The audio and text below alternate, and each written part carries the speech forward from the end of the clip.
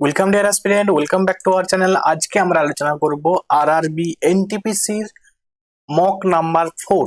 দেখো, এর আগে কিন্তু আমি তোমাদের 3টা মক করে দিয়েছি, এটা কিন্তু মক নাম্বার 4। তো যারা আরআরবির পরীক্ষা দিতে যাবে তারা কিন্তু অবশ্যই এগুলো দেখবে। যারা এসএসসির এক্সাম দিতে যাবে তারাও কিন্তু এগুলো দেখো, কারণ দেখবে এসএসসির প্রত্যেকটা শিফটে দেখবে এরকম কোশ্চেন কিন্তু এসেই থাকে। এবং তার সঙ্গে যারা পিএসসির এক্সামের জন্য বসে আছো, ওয়েট করছো, ক্লার্কশিপ, মিসলেনিয়াস, আমি দেখলাম যে বহু এমসিকিউ আছে সেগুলো কিন্তু ক্লার্কশিপ, মিসলেনিয়াস বা তোমার এই যে তোমাদের স্কুল সার্ভিসের গ্রুপ সি, গ্রুপ ডি হবে, সেগুলোতে কিন্তু আসার সম্ভাবনা খুবই প্রবল। কিন্তু মানে সাধারণত আসেও, আমি দেখে নিচ্ছি এই কোশ্চেনগুলো কিন্তু আমি দেখেছি যে আসে আর কি। ঠিক আছে, তাহলে শুরু করছি। এবং আমি কি করব, আমি শুধুমাত্র কোশ্চেন আলোচনা করব না, কোশ্চেনের সঙ্গে সঙ্গে কিন্তু আমি প্রচুর এক্সট্রা ইনফরমেশন লিখবো যেগুলো তোমাদের পরীক্ষার জন্য কিন্তু কাজে আসতে পারে। ঠিক আছে, চলো শুরু করছি। প্রথম প্রশ্ন বলছে লেবুর রসের পিএইচ এর মান কত?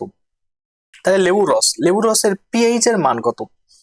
দেখো, আগে বুঝতে হবে যে লেবুর রসের মধ্যে কি থাকে। না, লেবুর মধ্যে আমরা জানি যে সাইট্রিক অ্যাসিড থাকে। কি অ্যাসিড? Citric acid. তাহলে 1 নাম্বার প্রশ্ন, লেবুর রসের মধ্যে কি থাকে? সাইট্রিক অ্যাসিড থাকে। Citric acid, citric acid, citric acid থাকে। ক্লিয়ার? আচ্ছা, তারপরে যেটা যে এর পিএইচ এর মান কত? এর পিএইচ এর মান হচ্ছে 2। ঠিক আছে, প্রায় 2। এবারে তোমাদের একটা জিনিস আমি বলে রাখি, যখন একটা অ্যাসিড বলে দিল যে লেবুর রসের মধ্যে কি আছে? সাইট্রিক অ্যাসিড, তাহলে তোমাদের একটা জিনিস মাথায় খেয়াল রাখবে যে পিএইচ এর মান 0 থেকে 14 পর্যন্ত কিন্তু হতে পারে। পিএইচ এর মান কত থেকে কত পর্যন্ত? না, 0 থেকে 14। 0 থেকে যদি 7 মানে যদি 7-এর কম হয়, ঠিক আছে, মানে আমি একদম লিখে দিচ্ছি যে অ্যাসিড কোনগুলোকে বলবো আমরা? অ্যাসিড মানে সেগুলো 7-এর কম, মানে বিলো 7। ঠিক আছে, বিলো 7 সেগুলো কি? সেটা হচ্ছে অ্যাসিড। তাহলে দেখো এখানে সাইট্রিক অ্যাসিড, তাহলে সাইট্রিক অ্যাসিড, লেবুতে সাইট্রিক অ্যাসিড, তাহলে তাহলে কি হবে? 2 হবে, কারণ তুমি অপশন দেখলে বুঝতে পারছো যে একটা আছে 7। দেখো, যখন 7-এর সমান হয়ে যাবে, যখন না 7-এর ইকুয়াল বা 7-এর সমান, তখন মনে রাখবে সেটাকে আমরা বলবো কি? না প্রসম। ঠিক আছে, প্রসম। ক্লিয়ার? আর যখন 7-এর থেকে কি হবে? বড় হবে। ঠিক আছে, 7-এর থেকে বড়, বড় যখন হবে 7-এর থেকে, 7-এর থেকে যদি বেশি হয় পিএইচ এর মান, তখন সেটাকে আমরা বলবো কি? ক্ষার। তাহলে তুমি একটা জিনিস বুঝে নিলে, ক্ষার মানেই তার পিএইচ এর মানটা কি? 7-এর থেকে বড়। 7 হলে সেটাকে আমরা বলবো প্রশম অ্যাসিড। ঠিক আছে, এবং দেখো যদি 7-এর সমান হয় তখন সেটাকে আমরা বলবো, সরি, যদি 7-এর কম হয় তখন তাকে আমরা কি বলবো? অ্যাসিড, এবং 7-এর সমান হলে তাকে বলবো না প্রশম বলবো। ক্লিয়ার? তাহলে এখানে দেখতেই পাচ্ছি লেবুর রসের মধ্যে সাইট্রিক অ্যাসিড থাকে, তাহলে অপশন এ কিন্তু সঠিক উত্তর হয়ে গেল। বাকি অপশন গুলো তুমি কেটে দিবে। দেখো 9 হবে না, কারণ বেশি হয়ে যাচ্ছে, তখন তো ক্ষার হয়ে যাবে না। 12 হবে না, 7ও হবে না। আমাদের ভারতবর্ষে মোট কতগুলি হাইকোর্ট আছে? দেখো, এইটা একটু কারেন্ট অ্যাফেয়ার্স আকারে কোশ্চেন আছে। যেমন তোমাকে প্রশ্ন হবে যে 2025 সালে আমাদের ভারতবর্ষে মোট কতগুলি হাইকোর্ট আছে? তাহলে দেখো, আমাদের ভারতবর্ষে মনে রাখবে এখন পর্যন্ত টোটাল নাম্বার অফ হাইকোর্ট হচ্ছে কি? 25টা। দেখো, এটা কিন্তু পরবর্তীতে বাড়তে পারে, সুতরাং আমি বলে রাখলাম যে টোটাল হাইকোর্টের সংখ্যা বর্তমানে কিন্তু 25টা। ফার্স্ট হাইকোর্টের নাম কি? মনে রাখবে, ফার্স্ট হাইকোর্ট হচ্ছে কলকাতা হাইকোর্ট। ঠিক আছে, কলকাতা হাইকোর্ট, কলকাতা হাইকোর্ট মনে রাখবে প্রথম হাইকোর্ট, প্রথম হাইকোর্ট। ঠিক আছে, ইম্পর্টেন্ট পরীক্ষায় কিন্তু আসে। আচ্ছা, ভারতের দীর্ঘতম রেলওয়ে টানেল কোনটি? তাহলে ভারতের দীর্ঘতম রেলওয়ে টানেল কোনটি? খুব ভালো প্রশ্ন। ডক্টর শ্যামা রোড টানেল, মানে শ্যামাপ্রসাদ মুখার্জি রোড টানেলটা হচ্ছে আমাদের ভারতবর্ষে, যেটা জম্মুতে অবস্থিত এটা। ঠিক আছে, তো এটা আমাদের ভারতবর্ষের দীর্ঘতম হাইওয়ে। ঠিক আছে, হাইওয়ে টানেল। বুঝা গেল? তাই আমাদের ভারতবর্ষের দীর্ঘতম হাইওয়ে টানেলের নাম কি? শ্যামা, ডক্টর শ্যামাপ্রসাদ রোড টানেল। দেখো, আমরা নিশ্চয়ই জানি যে কলকাতা বন্দর, তোমাদের প্রশ্ন একটা আসে দেখবে যে কলকাতা বর্তমান বন্দরের নাম কিন্তু চেঞ্জ হয়ে বর্তমানে কি হয়েছে? না শ্যামাপ্রসাদ মুখার্জি বন্দর। ঠিক আছে, শ্যামা প্রসাদ মুখার্জি, মুখার্জি বন্দর, পোর্ট, কলকাতা পোর্ট, কলকাতা পোর্টের বর্তমান নাম কি? না শ্যামাপ্রসাদ মুখার্জি বন্দর। ঠিক আছে, চলো পরের প্রশ্ন দেখো কি আছে। ইউনেস্কোর সদর দপ্তর কোথায়? দেখো ভালো প্রশ্ন, সহজ প্রশ্ন। তাহলে ইউনেস্কোর সদর দপ্তর হচ্ছে কি ফ্রান্সের প্যারিস। ঠিক আছে, তোমাদের আমি বলেছি দেখো ফ্রান্সের প্যারিস, এফএটিএ, এফএটিএ, ঠিক আছে, ওইসিডি, ঠিক আছে, এগুলোর হচ্ছে হেডকোয়ার্টার সবই মনে রাখবে ফ্রান্সের প্যারিস কিন্তু। ইউনেস্কো হচ্ছে ফ্রান্সের প্যারিস। ওয়াশিংটন ডিসি তোমরা নিশ্চয়ই জানো যে আইএমএফ, ঠিক আছে, আইএমএফ, ইন্টারন্যাশনাল মনিটারি ফান্ড, যেটাকে এবং হচ্ছে ওয়ার্ল্ড ব্যাংক। তাহলে ওয়ার্ল্ড ব্যাংক, আইএমএফ, এদের হেডকোয়ার্টার কোথায়? মনে রাখবে ওয়াশিংটন ডিসি। ক্লিয়ার? চলো, আর দেখো নিউ ইয়র্ক জানো যে ইউএনও, ঠিক আছে, ইউএন এর হেডকোয়ার্টার কোথায়? ইউএন এর হেডকোয়ার্টার হচ্ছে নিউ ইয়র্কে।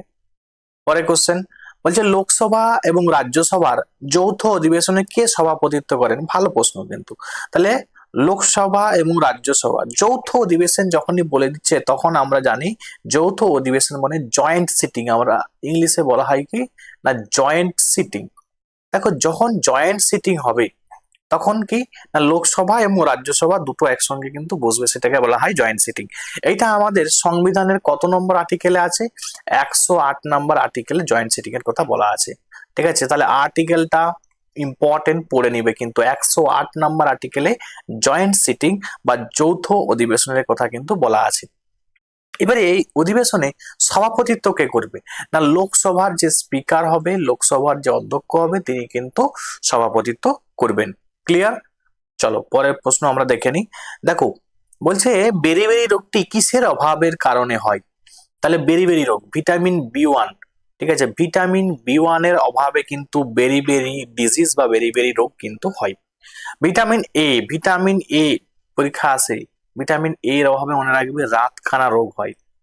ঠিক আছে, রাতকানা রোগ হয়, জেরপ্থ্যালমিয়া রোগ হয়, এগুলো রোগগুলো কিন্তু হয়। ভিটামিন C এর অভাবে স্কারভি রোগ, একটাই মনে রাখবে স্কারভি রোগ। ভিটামিন D না রিকেট রোগ হয়, যত হাড়ের রোগ সব মনে রাখবে ভিটামিন D থেকে হয় কিন্তু, হ্যাঁ, মানে D এর জন্য হয়। রিকেট রোগ, অস্টিওমালেশিয়া, ঠিক আছে, মানে অস্টিওপোরোসিস, অস্টিওমালেশিয়া আর কি, যেটা হাড়ের রোগ আর কি, হ্যাঁ, এই রোগগুলো কিন্তু ভিটামিন D এর কারণে কিন্তু হয়ে থাকে। আচ্ছা, নিচের কোনটি আরব সাগরে, বলছে নিম্নলিখিত কোন নদী আরব সাগরে পতিত হয়? তাহলে কোন রিভারটা আরব সাগরে গিয়ে পতিত হয়েছে? তো এগুলো কিন্তু পড়ার তোমাদের একটু ট্রিক জানতে হবে। কিরকম বলতো, ধরো তুমি আমাদের সাউথ ইন্ডিয়াটা যখন দেখবে, আমাদের ভারতবর্ষে, তখন দেখবে যে এই দিকে যে রিভার গুলো বয়ে গেছে এগুলো সবই হচ্ছে মনে রাখবে এটা হচ্ছে ইস্ট এবং এটা হচ্ছে ওয়েস্ট, এটা হচ্ছে ওয়েস্ট। আমাদের ভারতবর্ষে এটা ইস্ট, এটা ওয়েস্ট। তো যাই হোক, এই যে রিভার গুলো বয়ে গেছে, ঠিক আছে, এই রিভার গুলো সবই মনে রাখবে ইস্ট ফলোয়িং রিভার। ঠিক আছে, এবং এই রিভার গুলো কোথায় পড়েছে না বে অফ বেঙ্গল, কারণ এই জায়গাটায় বে অফ বেঙ্গল আছে, মানে যেটাকে আমরা বাংলায় বলি বঙ্গোপসাগর। আর এই দিকটায় আছে কি অ্যারাবিয়ান সি। ঠিক আছে, এদিকে কি আছে আরব সাগর বা অ্যারাবিয়ান সি। তাহলে এই দিকে যে রিভার গুলো গেছে সবই বে অফ বেঙ্গলে গিয়ে পড়েছে, আর এই দিকের যে রিভার গুলো বয়ে গেছে সেইগুলো কোথায় গিয়ে পড়েছে? সেগুলো কিন্তু আরব সাগরে গিয়ে পতিত হয়েছে। ক্লিয়ার? তাহলে এইখানে এবার তোমাকে রিভার কাটতে হবে যে কোনগুলো হবে না। যেমন দেখো গোদাবরীটা মনে রাখবো বে অফ বেঙ্গলে গিয়ে পড়েছে, তাহলে আমি কাটবো। কৃষ্ণা, এটাও ঠিক আছে। মহানদীও তোমরা জানো উড়িষ্যার ওইখানে আছে, তাহলে এটাও কেটে দিলাম। তাহলে আমাদের মনে রাখবে সঠিক উত্তর হয়ে যাবে তাপি। ঠিক আছে, তাপি বা তাপ্তি বলি আমরা, তাই তো। নর্মদা, তাপ্তি, এগুলো সবই মনে রাখবে আরব সাগরে গিয়ে পড়েছে। ঠিক আছে, চলো পরের কোশ্চেন আমরা দেখে নিই। নিম্নলিখিত উদ্ভিদগুলির মধ্যে কোনটি ব্রায়োফাইটার অন্তর্ভুক্ত? তাহলে এখানে যে এক্সাম্পল দিয়ে এগুলো দেয়া আছে তার মধ্যে কোনটি ব্রায়োফাইটার অন্তর্গত বলেছে। তো দেখো কিছু কোশ্চেন মুখস্থ আকারেই রাখতে হবে, কিছু কোশ্চেন টাফ কিন্তু এসেছে, মানে এগুলো সাধারণত স্টুডেন্টরা করে না আর কি। ঠিক আছে, তো দেখো এগুলো আনকমন কোশ্চেন, তো মনে রেখে দাও অপশন ডি কিন্তু এখানে সঠিক উত্তর হয়ে যাবে। তাহলে অপশন ডি মার্চেন্টিয়া, ঠিক আছে, মার্চেন্টিয়া মনে রাখবে একটি ব্রায়োফাইটার অন্তর্ভুক্ত। আচ্ছা, নিম্নলিখিতের মধ্যে কাকে 2019 সালে ভারত রত্ন অ্যাওয়ার্ড বা পুরস্কার দেওয়া হয়নি? কাকে দেওয়া হয়নি? তাহলে দেখো এগুলো কারেন্ট অ্যাফেয়ার্স ছিল। তোমাদের এখন যে কারেন্ট অ্যাফেয়ার্স আছে সেটা তোমরা পড়ে যাবে। যেমন তোমাকে এখন প্রশ্ন দিবে যে 2024 সালে কাকে কাকে ভারতরত্ন দেওয়া হয়েছিল, তাহলে কাকে দেওয়া হয়নি এরকম দিয়েও আসতে পারে। এটা কিন্তু তোমাদের বলে রাখলাম কারেন্ট অ্যাফেয়ার্স। তো তখন কিন্তু সঠিক উত্তরটা কি হবে, শ্রী অটল বিহারী বাজপেয়ী, ইনাকে কিন্তু 2019 সালে কিন্তু দেওয়া হয়নি, ইনার আগেই 2019 সালের আগেই কিন্তু তিনি পেয়ে গেছিলেন। ঠিক আছে, একটা জিনিস মাথায় রাখবে, ভারত রত্ন হচ্ছে আমাদের ভারতবর্ষের হাইয়েস্ট সিভিলিয়ান অ্যাওয়ার্ড। ঠিক আছে, যেটা প্রথম দেওয়া শুরু হয়েছিল 1954 সালে। ঠিক আছে, 1954 সালে কিন্তু ভারত রত্ন অ্যাওয়ার্ড প্রথম কিন্তু দেওয়া হয়েছিল। আমাদের ভারতবর্ষের সব থেকে হাইয়েস্ট অ্যাওয়ার্ডের যদি নাম বলা হয় তখন মনে রাখবে ভারত রত্ন। ক্লিয়ার? তাহলে কিন্তু নামগুলো মনে রাখতে হবে, ভারত রত্ন কাকে কবে দেওয়া হয়েছিল মনে রাখবে। নিচের কোনটি সুপারসোনিক ক্রুজ মিসাইল? তাহলে সুপারসোনিক ক্রুজ মিসাইল, দেখো ভালো প্রশ্ন, তো মনে রাখবে ব্রাহ্মোস। ব্রাহ্মোস মনে রাখবে, একটা হচ্ছে সুপারসোনিক ক্রুজ মিসাইল। ঠিক আছে, ব্রাহ্মোস একটু লিখে দিই তোমাদের। ঠিক আছে, ব্রাহ্মোস মনে রাখবে সুপারসোনিক ক্রুজ মিসাইল। চলো পরের প্রশ্ন দেখে নাও কি আছে। মায়োপিয়া আক্রান্ত একটি দৃষ্টি আক্রান্ত মায়োপিয়া আক্রান্ত ব্যক্তির দৃষ্টি সংশোধনের জন্য কোন ধরনের লেন্স প্রয়োজন? তাহলে দেখো, মায়োপিয়া, হাইপারমেট্রোপিয়া, এই যে সমস্ত ডিজিজ গুলো, এগুলো কিন্তু পরীক্ষাতে বারবার আসছে। তাহলে একবার যখন পড়বে না, একদম কমপ্লিট পড়ে নিবে, তাহলে তোমার কিন্তু আর এরকম কনফিউশন কিন্তু হবে না। ঠিক আছে, তো যাই হোক আমি বলে দিচ্ছি, দেখো এইটা হচ্ছে ডাইভার্জিং লেন্স ব্যবহার করা হয়, ডাইভার্জিং লেন্স। একটু বুঝিয়ে দিই তোমাদের, একটু বুঝে নাও, তাহলে কিন্তু জিনিসটা পুরো ক্রিস্টাল ক্লিয়ার হয়ে যাবে। ধরো হাইপারমেট্রোপিয়া, আচ্ছা তোমাদের ট্রিক্স আগে বলে দিই। দেখো, মায়োপিয়া মানে মাইকেভ, মানে কি লেন্স ব্যবহার করা হয়? মায়োপিয়া রোগ হলে কনকেভ লেন্স ইউজ করা হয়। ঠিক আছে, কনকেভ লেন্স, আমি বারবারই বলি কনকেভ লেন্স মানে কি স্যার, না অবতল দর্পণ। ঠিক আছে, অবতল লেন্স, সরি দর্পণ নয়, অবতল লেন্স। আর যদি হাইপারমেট্রোপিয়া হয়, কি রোগ? হাইপারমেট্রোপিয়া, মেট্রো মেট্রোপিয়া, এই যে ডিজিজটা যদি হয়, তখন মনে রাখবে কনভেক্স লেন্স ব্যবহার করা হয়, যেটাকে আমরা বলি উত্তল উত্তল লেন্স। ঠিক আছে, উত্তল লেন্স। এবারে স্যার এই অবতল লেন্স কোনটা? অবতল লেন্স হচ্ছে এই যে এইটি হচ্ছে অবতল লেন্স। ঠিক আছে, এইটি হচ্ছে কি অবতল লেন্স। ক্লিয়ার ইমেজটা? আর উত্তল লেন্স কোনটা? উত্তল লেন্স এই এই এই ঠিক আছে, এইটি হচ্ছে উত্তল লেন্স। ঠিক আছে, এইটি হচ্ছে উত্তল লেন্স, এটি হচ্ছে অবতল লেন্স। এবারে দেখো, তোমাদের একটু আমি ছবিটা একটু বুঝিয়ে দিই, যে কনভার্জিং ডাইভার্জিং এগুলো ব্যাপারগুলো বুঝতে হবে। তো যাই হোক, এইটা হচ্ছে আমি প্রধান অক্ষ একটা টানলাম, প্রধান অক্ষ টানলাম। লেন্স থেকে যখন এই যে, যখন আমার আলোগুলো যাবে, ধরো আলো গেল, ঠিক আছে, এইখানে গেল, এখান থেকে আলো যাচ্ছে, যে না দেখবে একটা পার্টিকুলার জায়গায় যে মিট করছে ওখানে, মানে একটা পার্টিকুলার জায়গায় এসে প্রধান অক্ষের উপরে মিট করছে। এই জন্য আমরা বলছি কি কনভার্জিং, মানে একটা পার্টিকুলার জায়গায় যে মিলিত হচ্ছে, তখন এই জন্য আমরা বলবো এটাকে কি কনভার্জিং লেন্স। তাহলে কনভার্জিং লেন্স কোনটা? কনভার্জিং লেন্স হয়ে গেল কনভেক্স লেন্স। ঠিক আছে, কনভেক্স লেন্স। তাহলে বোঝা গেল প্রত্যেকের। স্যার ডাইভার্জিং কেন বললাম এটাকে, অবতল লেন্সটাকে? কারণ অবতল লেন্সটা এই জন্যই ডাইভার্জিং লেন্স, যখন তুমি দেখো এর একটা প্রধান অক্ষ টানো, প্রধান অক্ষ টানলাম, এরপর যে আলোগুলো যখন যাবে, ধরো এই আলো যাচ্ছে, ঠিক আছে, এইদিকে আলো যাচ্ছে, ঠিক আছে, এগুলো যে আর মিট করবে না, এগুলো কি হয় বলতো, এরকম দূরে সরে যাবে, একে অপরের দূরে সরে যাবে, দিয়ে মনে হবে যে পিছন দিকে একটা জায়গায় এখানে এসে মিলিত হচ্ছে, এরকম মনে হবে আর কি। ক্লিয়ার? তাহলে এইটা কি দেখো, মানে তোমার যে মানে যে আলোগুলো যাচ্ছিল সেগুলো কি হচ্ছে, একে অপরের দূরে সরে যাচ্ছে, এই জন্য বলছি কি ডাইভার্জিং। ক্লিয়ার? চলো পরের প্রশ্ন। একদম ক্লিয়ার, ক্রিস্টাল ক্লিয়ার হয়ে গেছে আশা করি। ক্যাবিনেট মিশন কবে ভারতবর্ষে এসেছিল? খুবই ভালো প্রশ্ন। ক্যাবিনেট মিশন 1946 সালে কিন্তু ভারতবর্ষে এসেছিল। ক্যাবিনেট মিশন সম্বন্ধে অনেক ইনফরমেশন তোমরা জানো, Lord Patrick Lawrence, Stafford Cripps, A V Alexander, এগুলো কিন্তু সবাই ক্যাবিনেট মিশনে কিন্তু এই তিনজন কিন্তু এসেছিলেন আমাদের ভারতবর্ষে। তার মধ্যে হেড কে ছিল তোমরা আমাকে কমেন্টে জানাবে, যে এদের মধ্যে যে নামগুলো বললাম, লর্ড প্যাট্রিক লরেন্স, ঠিক আছে, বা আরো যে নামগুলো দুটো নাম বললাম, সেই নামগুলো কে হেড ছিল তোমরা কিন্তু জানাবে আমাকে। আচ্ছা কাবেরী জল বিবাদ, আচ্ছা কাবেরী জল বিরোধ, ড্যাশের মধ্যে কার কার মধ্যে কাবেরী জলবিবাদ বা জলবিরোধ দেখা দেয়। তো এটা একদম বেসিক কোশ্চেন এবং কোশ্চেন প্রচুর বার এসেছে। কর্ণাটক এবং তামিলনাড়ু, কর্ণাটক এবং তামিলনাড়ু এই দুটো স্টেটের মধ্যে কিন্তু কাবেরীর জল নিয়ে কিন্তু একটা বিবাদ দেখা দেয়। ঠিক আছে, এ বলে যে আমি জল কাবেরীর জল বেশি ইউজ করব, এ বলে যে ওই কর্ণাটক থেকে ওই দিক থেকে আসছে যেহেতু রিভারটা কাবেরী রিভারটা, সুতরাং কর্ণাটকে মাঝে মাঝে কিন্তু বন্ধ করে দেয় জলটাকে।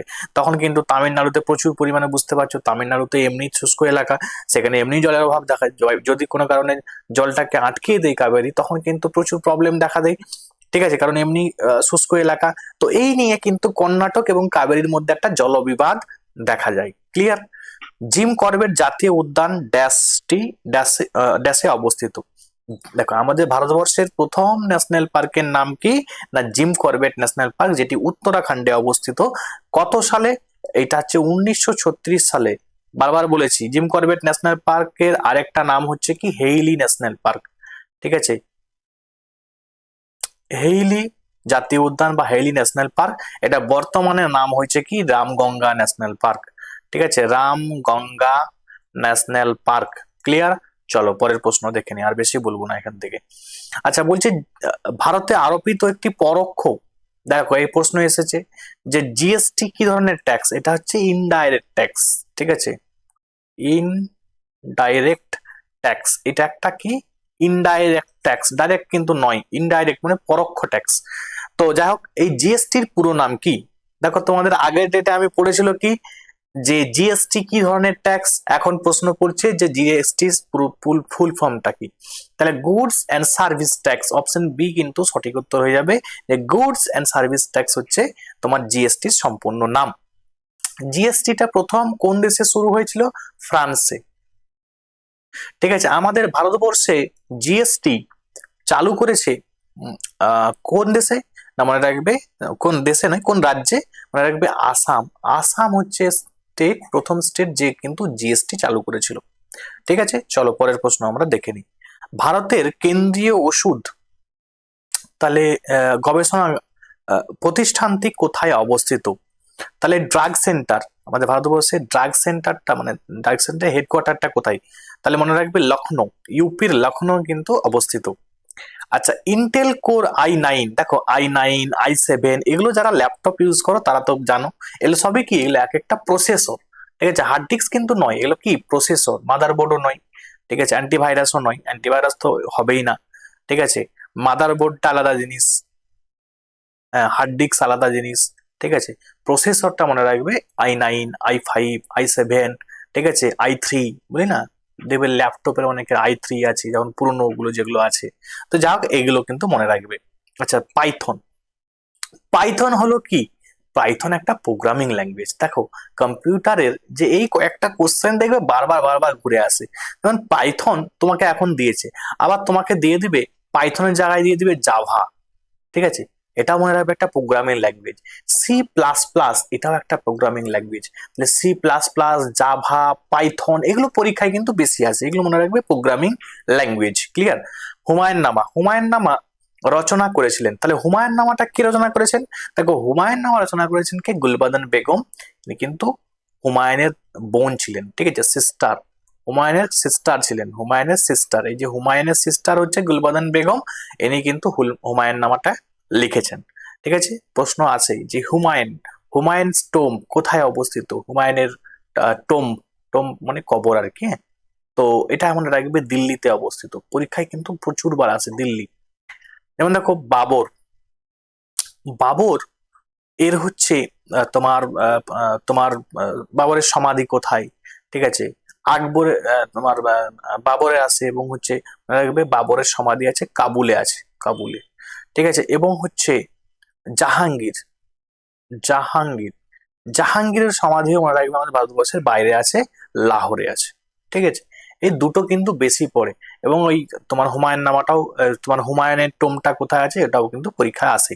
ঠিক আছে, তাহলে হুমায়ুনের টোম্ব আছে দিল্লিতে, এবং তোমার বাবরে আছে কাবুলে আছে। হুম, ঠিক আছে, আগ্রার আরামবাগে প্রথমে দেয়া হয়, তারপরে কিন্তু কাবুলে ট্রান্সফার করা হয়। জাহাঙ্গীরের লাহোরে আছে, লাহোরে। তাহলে ভারতবর্ষের দুজনের মনে রাখবে, দুজন মুঘল সম্রাট যার সমাধি কিন্তু ভারতের বাইরে আছে। আচ্ছা, দক্ষিণ আমেরিকার সবচেয়ে বড় দেশ কোনটি? তাহলে দক্ষিণ আমেরিকা, সাউথ আমেরিকা, সাউথ আমেরিকার সব থেকে বড় দেশ কোনটি? ভালো প্রশ্ন। তো মনে রাখবে এটা সঠিক উত্তর হয়ে যাবে কি না ব্রাজিল। ব্রাজিল মনে রাখবে সাউথ আমেরিকার সবচেয়ে বড় দেশ। আচ্ছা, A S C I I ইংরেজি অক্ষরগুলিকে সংখ্যা দিয়ে প্রকাশ করার জন্য একটি কোড। বলছে এটির পুরো নাম, না কমপ্লিট নাম চেয়েছে, এক কথায় এইটার সম্পূর্ণ নাম বা পুরো ফুল ফর্ম লিখতে বলেছে। একদম সহজ প্রশ্ন। দেখো এই কোশ্চেন গুলো প্রিভিয়াস ইয়ার ঘাঁটলেই তুমি পারবে, নাহলে পাবে না। American standard code for information interchange.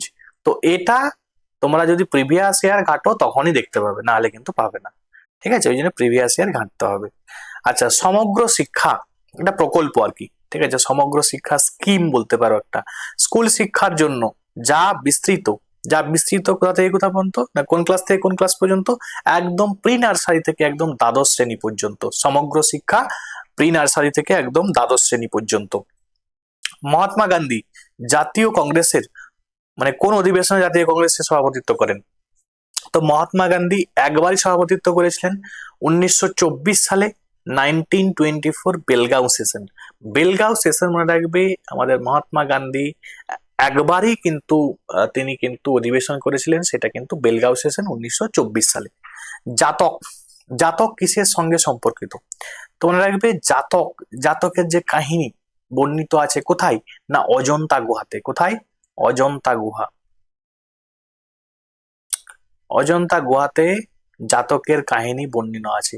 তো জাতকটা মনে রাখবে গৌতম বুদ্ধের পূর্ব জীবনের কাহিনীকে বলা হয় জাতকের কাহিনী। বোঝা গেল?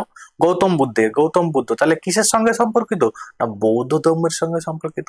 ঠিক আছে, বৌদ্ধ ধর্মের সঙ্গে কিন্তু সম্পর্কিত। ক্লিয়ার প্রত্যেকের? চলো পরের প্রশ্ন। 2020 সালে ইন্ডিয়ান প্রিমিয়ার লিগ বা আইপিএল এ কে জিতেছে? দেখো এই কোশ্চেন পুরনো কোশ্চেন, ওল্ড কোশ্চেন মুখস্থ রাখার দরকার নেই। জাস্ট এইটা মনে রাখবে 2024 সালে, 2024 সালে আইপিএল এ কে জিতেছেন এটা কিন্তু মনে রাখবে Kolkata night Riders, Kolkata night Riders. পরের প্রশ্ন দেখো, ইবেন বতুতা একজন বিখ্যাত ভ্রমণকারী ড্যাশের অধিবাসী ছিলেন। তাহলে কোথাকার অধিবাসী ছিলেন? তিনি মনে রাখবে মরক্কোর অধিবাসী ছিলেন। তাহলে ভালো প্রশ্ন একটা। ইবন বতুতা কার সময় এসেছিল? এটাও পরীক্ষায় এসেছে। মনে রাখবে মোহাম্মদ বিন তুগলক, যাকে আমরা পাগলা রাজা বলি। ঠিক আছে, মোহাম্মদ বিন তুগলক এর সময় কিন্তু এসেছিল, যাকে আমরা পাগলা রাজা বলি। তাহলে ইবন বতুতা একজন বিখ্যাত ভ্রমণকারী, যে মরক্কো থেকে এসেছিল। কার সময়? মোহাম্মদ বিন তুগলকের সময়। নিম্নলিখিত কোনটি সার্কের সদস্য নয়? দেখো সার্ক, সার্ক নিয়ে কিন্তু প্রচুর প্রশ্ন আসে। South Asian association for regional cooperation. ঠিক আছে, তো সাউথ সার্ক, সার্ক হচ্ছে 1885 সালে তৈরি হয়েছিল এবং সার্কের ফার্স্ট মিটিং কিন্তু বাংলাদেশের ঢাকাতে হয়েছিল। ঠিক আছে, ঢাকা, বাংলাদেশের ঢাকাতে ফার্স্ট মিটিং হয়েছিল। এবং সার্কের টোটাল সদস্য সংখ্যা কটি? না 8টি। 8টি দেশ মনে রাখবে সার্কের সদস্য। আমাদের যত নেইবারিং কান্ট্রি আছে তার মধ্যে মনে রাখবে মায়ানমার এবং চীন কিন্তু সার্কের কান্ট্রি নয়। ঠিক আছে, সার্কের সদস্য বা সার্কের কিন্তু মেম্বার নয়। তাহলে এরপর তোমার দেখো, তোমার ইজিলি তুমি করে আসতে পারবে। তুমি মায়ানমার চীন নয় মানে বাকিগুলো, তাহলে তাহলে বাকিগুলো এখানে মরিশাস তো অনেক দূরে রেখেস। ঠিক আছে, মরিশাস তো আমাদের নেইবারিং কান্ট্রি নয়। আমাদের নেইবারিং কান্ট্রি কি না আফগানিস্তান। তাহলে আফগানিস্তান, পাকিস্তান, ভারত, ঠিক আছে, নেপাল, ভুটান, এগুলো সবই কিন্তু মনে রাখবে সার্কের সদস্য। শুধু মায়ানমার এবং চীন কিন্তু নয়। ক্লিয়ার? চলো পরের প্রশ্ন। তাহলে এই কোশ্চেন গুলো দেখো সব প্রিভিয়াস ইয়ারে এসেছে, কত সুন্দর কোশ্চেন। আচ্ছা, নিচের কোন দেশটি সম্মিলিত জাতিপুঞ্জের পরিবেশ কর্মসূচি বিশ্ব পরিবেশ দিবস 2020 আয়োজক ছিলেন? তো এটা মনে রাখবে জাস্ট কলম্বিয়া, জাস্ট একটু মনে রাখবে, ইম্পর্টেন্ট কিন্তু নয়। তখনের জন্য কারেন্ট অ্যাফেয়ার্স ছিল, তখনের জন্য ইম্পর্টেন্ট ছিল। আচ্ছা, নিম্নলিখিত কোনটি ইউনেস্কোর বিশ্ব ঐতিহ্যবাহী স্থান নয়? তাহলে কোনটি ইউনেস্কো ওয়ার্ল্ড হেরিটেজ সাইটের মধ্যে পড়ছে না? দেখো কি আছে, রানিকা ভাব অবশ্যই, অজন্তা গুহা অবশ্যই, তাহলে কাটবো আমরা। ঠিক আছে, আচ্ছা কোণার্কের সূর্য মন্দির এটাও মনে রাখবে ইউনেস্কো ওয়ার্ল্ড হেরিটেজ একটা সাইট। তো যন্তর মন্তর যেটা নয়াদিল্লিতে আছে, নিউ দিল্লিতে আছে, যন্তর মন্তর কিন্তু মনে রাখবে ইউনেস্কো ওয়ার্ল্ড হেরিটেজ সাইট কিন্তু নয়। ক্লিয়ার? চলো পরের প্রশ্ন আমরা দেখে নিই। ভারতীয় সংবিধানের জনক, ফাদার অফ ইন্ডিয়ান কনস্টিটিউশন কাকে বলা হয়? না, ডক্টর ভীমরাও আম্বেদকর। ডক্টর ভীমরাও আম্বেদকর ইনাকে কিন্তু ভারতীয় সংবিধানের জনক বলা হয়। অনেক ইম্পর্টেন্ট পয়েন্ট মনে রাখবে। নিম্নলিখিত কোন স্থানটি ইউরেনিয়াম খনির জন্য বিখ্যাত? তাহলে ইউরেনিয়াম ঝাড়খণ্ডের জাদুগদা। ঠিক আছে, ঝাড়খণ্ডের জাদুগদাতে মনে রাখবে প্রচুর পরিমাণে কিন্তু ইউরেনিয়াম পাওয়া যায়। ঝাড়খণ্ড, এটা লেখাটা একটু ঝাড়খণ্ডের, হ্যাঁ, ঝাড়খণ্ডের জাদুগদা, হ্যাঁ, ঠিক আছে। পান্না, এখানে হচ্ছে ডায়মন্ড মাইন, ঠিক আছে, এমপি মধ্যপ্রদেশের। মধ্যপ্রদেশের ন্যাশনাল পার্কের নামও হচ্ছে পান্না।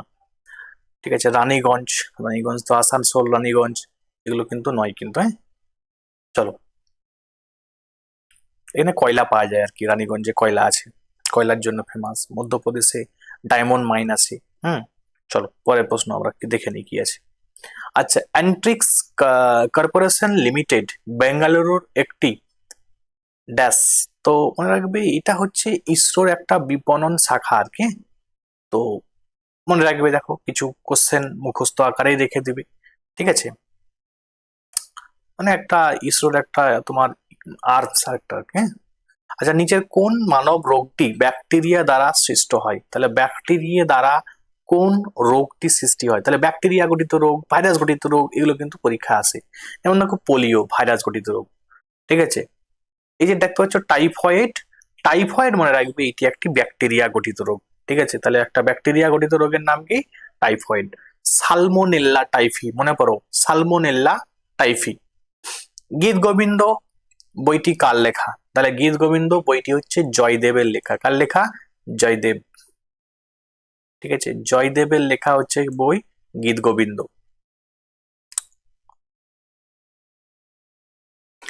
ভারতের সাম্প্রদায়িক নির্বাচনী আহ, ব্যবস্থা প্রথম কার দ্বারা চালু হয়? ঠিক আছে, মানে কার দ্বারা চালু হয়েছিল? সাম্প্রদায়িক বলতে যে কমিউনাল ইলেক্টোরেট, ঠিক আছে। আমাদের ভারতবর্ষে প্রথম দেখবে কমিউনাল ইলেক্টোরেট চালু করেছিল 1909 সালে। মানে মুসলিমদের জন্য কিন্তু আলাদা ইলেকটোরাল দেওয়া হয়েছিল, সেটা মিন্টো মল্লের রিফর্মস এর মাধ্যমে, সেটা 1909 সালে। তাহলে কিন্তু বিশাল ইম্পর্টেন্ট। তোমরা জানো যে মুসলিম লীগ তৈরি হবে 1906 সালে।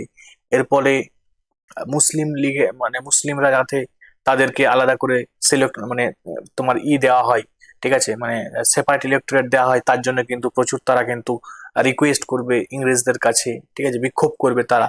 তো পরবর্তীতে কিন্তু এই যে মিন্টো মল্লের রিফর্মস এর মাধ্যমে কিন্তু মুসলিমদের কিন্তু সেপারেট ইলেক্টোরেট দেওয়া হয়েছিল। তো এর মাধ্যমে কিন্তু বুঝতে পারছো তোমরা একটা সাম্প্রদায়িক বাটোয়ারার ব্যাপার চলছিল, ইংরেজরা কিন্তু সেটা করছিল আর কি। চলো, 2020 সালে ভারতের প্রজাতন্ত্র দিবসে উদযাপনে প্রধান অতিথি কে ছিল? এটা 2020 সালের পড়বে না, তোমার পরীক্ষায় পড়বে 2025 সালে। 2025 সালে ভারতের প্রজাতন্ত্র দিবসের প্রধান অতিথি কে ছিলেন? মনে রাখবে ইন্দোনেশিয়ার রাষ্ট্রপতি। তাহলে এই যে অপশনটা আমি নিজে অ্যাড করেছি আর কি, ইন্দোনেশিয়ার রাষ্ট্রপতি। তোমরা আমাকে কমেন্টে জানাবে যে ইন্দোনেশিয়ার রাষ্ট্রপতি কে আমাদের ভারতবর্ষে এসেছিল 2025 সালের প্রজাতন্ত্র দিবসের দিনে। প্রচুর ইম্পর্টেন্ট প্রত্যেকটা পরীক্ষার জন্য। এখন তোমার টানা যতদিন না আবার নেক্সট প্রজাতন্ত্র দিবস আসছে, এইটা কিন্তু কোশ্চেনটা কিন্তু প্রচুর ইম্পর্টেন্ট। তোমরা কিন্তু অবশ্যই কমেন্টে এটা আমাকে জানাবে। ক্লিয়ার? তাহলে আজকে কিন্তু আমি তোমাদের সমস্ত প্রশ্নগুলো আলোচনা করে দিলাম। যদি কিছু তোমাদের কোশ্চেন থাকে, কিছু ডাউট থাকে, তোমরা কিন্তু অবশ্যই কমেন্টে আমাকে জানাবে। আর যদি অবশ্যই ভিডিওটা ভালো লাগে, লাইক একটা করে দাও, ঠিক আছে, একটু কমেন্ট করে দাও যে এই যে লাস্ট যে কোশ্চেনটা বললাম তার সেটা কিন্তু কমেন্টে উত্তর চাই, ঠিক আছে। আজকে এখন পর্যন্ত সবাই ভালো থাকবে। Thanks for watching.